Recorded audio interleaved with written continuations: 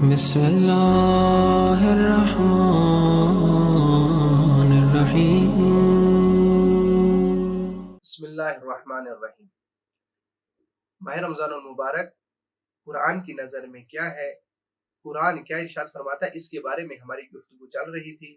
آج ہم سورہ بقرہ کی آیت نمبر 183 کو بیان کریں گے۔ بسم اللہ الرحمن الرحیم۔ یا ایھا الذین آمنوا کتب علیکم الصیام کما کتب علی الذین من قبلکم لعلکم تتقون۔ قرآن ارشاد فرماتا ہے کہ اے ایمان والو، تم پر روزے فرض کر دیے گئے ہیں جیسا کہ تم سے پہلے لوگوں پر فرض کیے گئے تھے تاکہ تم تقوی اختیار کرو۔ ہم قرآن کی جب اس آیت کو پڑھتے ہیں تو ہمیں یہ معلوم ہوتا ہے کہ خداوند متعال نے روزے دار کو ایمان والا کہہ کر خطاب کیا ہے، یعنی کتنے خوبصورت انداز سے خداوند متعال نے اس کو مخاطب کیا ہے، اے ایمان والوں کہ تم پر روزے فرض کر دیے گئے ہیں، یعنی گویا روزہ ایمان والے کے لیے اللہ کی طرف سے ایک بہت بڑا ہدیہ ہے، ایک بہت بڑا جائزہ ہے۔ خداوند متعال نے آگے کیا ارشاد فرمایا کہ تم پر روزے جو فرض کر دیے گئے ہیں ایسے کہ جیسے تم سے پہلے لوگوں پر فرض کر دیے گئے تھے۔ قرآن مجید کا یہ جو اسلوب ہے ہمیں یہ بتانا یہ چاہ رہا ہے کہ روزہ جو ہے انسان کی فطرت کے عین مطابق ہے۔ اگر یہ عین مطابق نہ ہوتا تو بہت سے باقی احکامات کی طرح اس کو بھی منسوخ کر دیا جاتا، جبکہ باقی احکامات بہت سی شریعتوں کے منسوخ ہوئے ہیں لیکن روزہ منسوخ نہیں ہوا۔ تو گویا یہ بتانا یہ چاہ رہا ہے کہ جو روزہ ہے یہ عین فطرت ہے۔ اور اس کے بعد قرآن مجید میں کیا خداوند متعال ارشاد فرما رہا ہے کہ یہ روزے کے جو فلسفہ ہے یہ کیوں تم پر فرض کر دیے گئے ہیں۔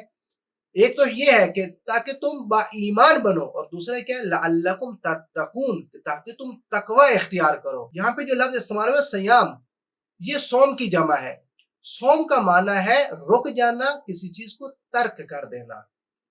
کس چیز سے رکنا ہے، کس چیز کو ترک کرنا ہے، یعنی انسان جب روزے کی حالت میں ہوتا ہے تو انسان بھوک کو برداشت کرتا ہے، پیاس کو برداشت کرتا ہے اور جنسی لذات کو برداشت کرتا ہے۔ اور روزہ جو ہے ان سے یعنی ہر وہ چیز کہ جو پہلے انسان کے لیے حلال تھی، مباح تھی، ان تین صورتوں میں وہ اب انسان پر کیا روزے کی حالت میں منع کر دی گئی ہے۔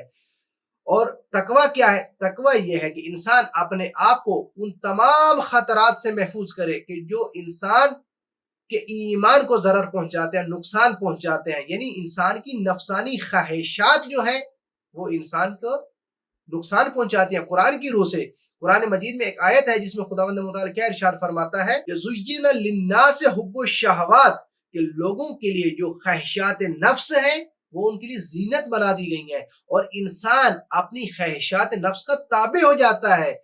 اور روزے کا فلسفہ یہی ہے کہ انسان اپنی ان خواہشات نفس پر کنٹرول کرے، اور اس کنٹرول کرنے کا اثر کیا ہوگا کہ جب انسان 30 دنوں میں اللہ کی طرف سے حلال کردہ چیزوں کو، اللہ نے جن چیزوں کو مباح قرار دیا ہے، اپنے آپ کو روکے گا تو انسان کے اندر ایک ایسا ملکہ پیدا ہوگا، انسان کے اندر ایک ایسی استعداد پیدا ہوگی، ایسی قدرت پیدا ہوگی کہ انسان اس 30 دنوں کے بعد کیا کرے گا، خدا کی حرام کردہ چیزوں کو جو اللہ نے اس کے لیے حرام قرار دی ہیں، انسان بآسانی ان چیزوں سے اپنے آپ کو روک سکے گا۔ کیوں؟ کیونکہ انسان کا ملکہ ہو گیا ہے اپنے اوپر کنٹرول کرنے کا۔ اور یہ جو چیز ہے کہ انسان اپنے آپ کو، اپنی نفسانی خواہشات کو جب روک لے تو گویا انسان حیوانات سے ممتاز ہو گیا ہے۔ کیوں؟ کیونکہ حیوانات اپنی نفسانی خواہشات پر کنٹرول نہیں کر سکتے۔ اگر ایک حیوان کو بھوک لگی ہوگی تو وہ کھانے کی طرف دوڑے گا، ہر صورت اس کھانے کی طرف دوڑے گا، اس طرح پیاسا ہوگا تو پانی کی طرف دوڑے گا، اسی طرح جنسی لذات کی طرف۔ لیکن جب انسان روزے کی حالت میں ہوتا ہے تو اپنے آپ کو اس پہ کنٹرول کرتا ہے، اور یہ چیز انسان کو حیوانات سے ممتاز کرتی ہے اور انسان کو فرشتوں کے صف میں لا کے کھڑا کرتی ہے، کیونکہ فرشتے جو ہے وہ کھانا بھی نہیں کھاتے، پانی پینے والی ضرورت سے بھی بے نیاز ہوتے ہیں، اور اس طرح جنسی لذات سے بھی بے نیاز ہوتے ہیں۔ ہاں، لیکن ایک اور ایسی چیز ہے کہ جو انسان کو فرشتوں سے بھی ماورا کر دیتی ہے، فرشتوں سے بھی ممتاز کر دیتی ہے، اور فرشتوں سے بھی اس کا مقام بلند کر دیتی ہے۔ وہ یہ ہے کہ انسان اس سارے عمل کو اپنے ارادے اور اپنے اختیار سے انجام دے رہا ہوتا ہے، جبکہ فرشتے جو ہیں ان تمام چیزوں سے رکتے ہیں، وہ ان کو اختیار نہیں ہوتا، ان کے اندر وہ صلاحیت نہیں ہے کہ وہ اپنے اختیار سے ان چیزوں سے ہٹیں، بلکہ انسان جو ہے اپنے اختیار سے ان چیزوں سے ہٹ جاتا ہے. یہ جو نفسانی خواہشات ہیں اس پر کنٹرول کرنا اور اس کو اپنے اختیار میں رکھنا، یہ ہمیں روزہ سکھاتا ہے. روزہ ہماری تمرین، ہماری پریکٹس کا ذریعہ ہے کہ جس کے ذریعے ہم ان چیزوں پر کنٹرول حاصل کر سکتے ہیں. اور یہ نفسانی خواہشات سے اپنے آپ کو بچانا، اس پر کنٹرول کرنا، یہ کوئی آسان نہیں ہے.